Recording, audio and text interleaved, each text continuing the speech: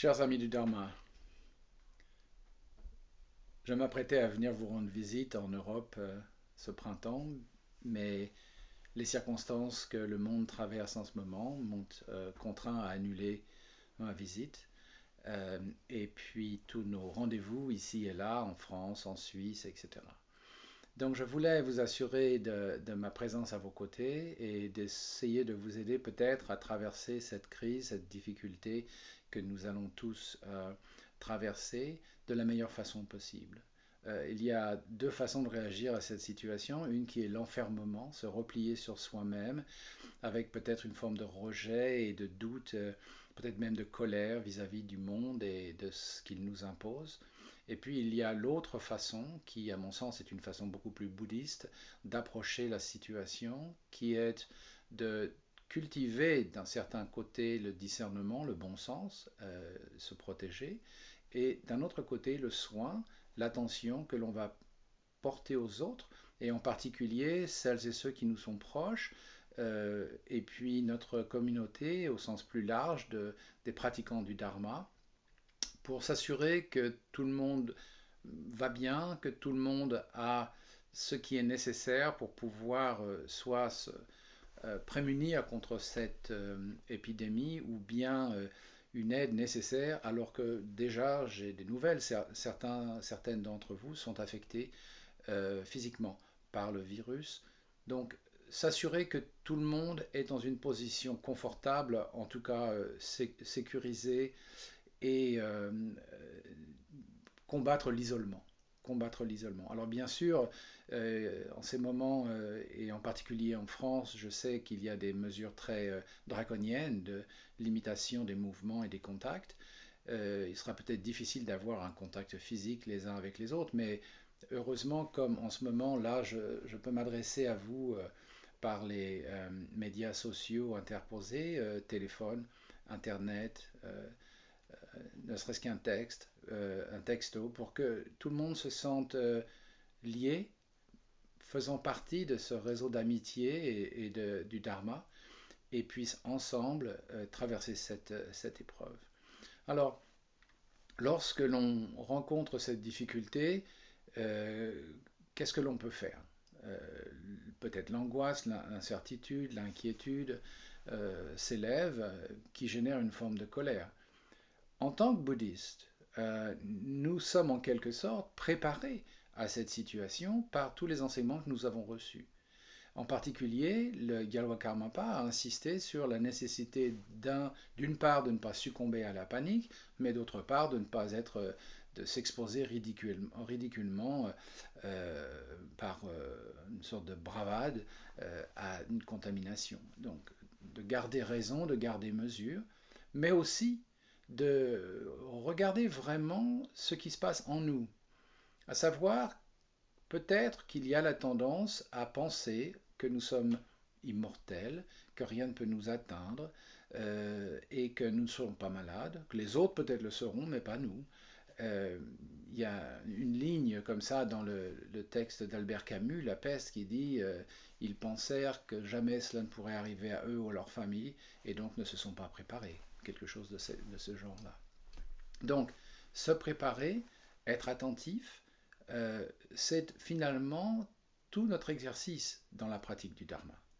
Nous prenons conscience de la préciosité de l'existence humaine au même temps que nous prenons conscience de sa fragilité et de son impermanence.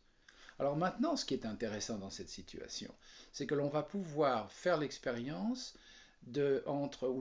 voir la différence entre ce que l'on sait et ce que l'on vit. C'est-à-dire passer du niveau de l'information, de la connaissance, au niveau de l'expérience vécue. Est-ce que notre étude, notre pratique du Dharma nous a conduit à une transformation radicale de notre expérience de nous-mêmes, des autres et de l'environnement? Est-ce que nous sommes vraiment imprégnés des valeurs du Dharma? Ça, c'est la question, c'est une planche en quelque sorte sur laquelle nous allons tous être amenés à, à travailler.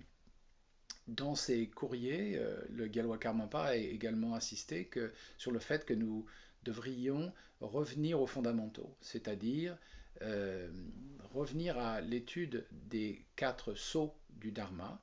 Et je sais que le centre Karma Mingurling à Montchardon va incessamment mettre en ligne un enseignement que Jamgon Kongtrul Rinpoche a donné il y a quelques années.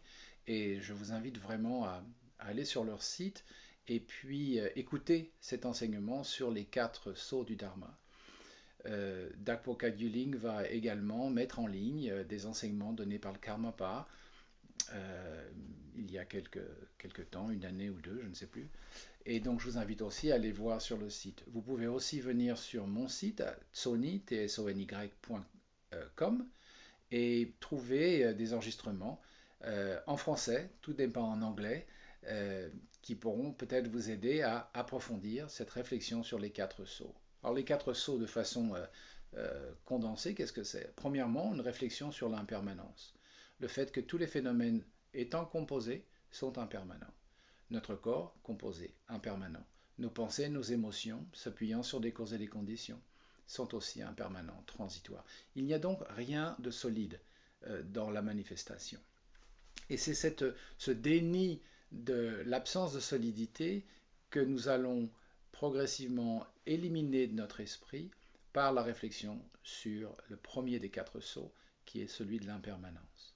Lorsque l'on réfléchit profondément sur l'impermanence, on est amené à réaliser que tout dépend, tout s'appuie, tout est en fait interdépendant. Cette crise nous montre vraiment l'interdépendance, puisque un problème qui apparaît en Chine maintenant affecte le reste du monde. On voit bien que là, tout est lié et tout est interdépendant. Si l'on n'a pas cette conscience de l'interdépendance, alors on tombe sous le coup de la dualité habituelle. On perçoit les choses du point de vue d'un sujet qui regarde un objet. Et donc, on arrive au second point, au second sceau du Dharma.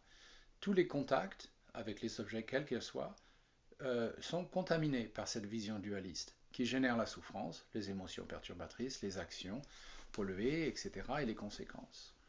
Donc, le deuxième point, ça va être la réflexion sur la dualité source de souffrance. Ça nous amène naturellement au troisième point, au troisième sceau du Dharma, qui est tous les phénomènes sont dépourvus, dénués d'existence intrinsèque et substantielle. Lorsque l'on réfléchit sur l'impermanence, on comprend l'interdépendance. Lorsqu'on comprend l'interdépendance, lorsqu'on vit l'interdépendance, on s'aperçoit qu'il n'y a pas un phénomène qui existe de et par lui-même, en lui-même. Que tout est finalement une maille, une création de causes et de conditions qui viennent créer une apparence qui nous, pour un esprit confus et ignorant, nous semble réelle, mais qui en fait n'a valeur que d'apparence, sa réalité profonde est la vacuité. Et finalement, le quatrième sceau du Dharma, c'est que au travers de l'étude de ces 3 points, on arrive à une compréhension de la non-dualité, on arrive à une expérience, puis une réalisation, une maîtrise de la non-dualité, au travers de la voie du calme mental et de la vision pénétrante. Notre esprit s'installe dans une expérience de la non-dualité. Tous les phénomènes sont vus pour ce qu'ils sont, et la confusion, l'illusion ne sont plus source de souffrance, mais au contraire deviennent une manière de s'affranchir encore plus des illusions habituelles, des réactions habituelles qui ont été, depuis des temps sans commencement, les sources de notre souffrance. Donc, ces 4 points, et en particulier le quatrième, qui est le nirvana, la cessation, est au-delà des extrêmes, du nihilisme comme du matérialisme, et est une source de paix et de libération. Donc, le Karmapa nous invite à réfléchir profondément, réfléchir, comme Genun Rinpoche nous le disait, lisez peu, mais lisez bien. Posez-vous et digérez le contenu de ce que vous avez écouté et vérifiez si cela affecte et transforme votre existence. C'est le projet pendant ces quelques semaines ou peut-être quelques mois, l'avenir est très incertain, sur lequel nous allons plancher. Et en fait, c'est une opportunité de vraiment vérifier notre compréhension et plus profondément notre réalisation du Dharma. Donc, je vous souhaite beaucoup d'inspiration. Prenez soin de vous, prenez soin des autres et revenez à vos études.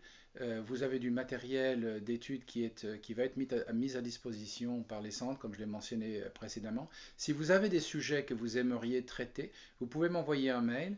Mon adresse est tsony, T-S-O-N-Y, bodypath.org. Si vous m'envoyez un message en disant est-ce que tu pourrais traiter de ce point, j'essaierai dans la mesure de mes capacités et du temps disponible de faire une petite vidéo et puis mettre ça en ligne pour que nous puissions tous en profiter. Voilà, entre-temps, prenez soin de vous, vous restez dans mon cœur et dans mes souhaits et n'oubliez pas, lavez-vous les mains. Namasté, à très bientôt.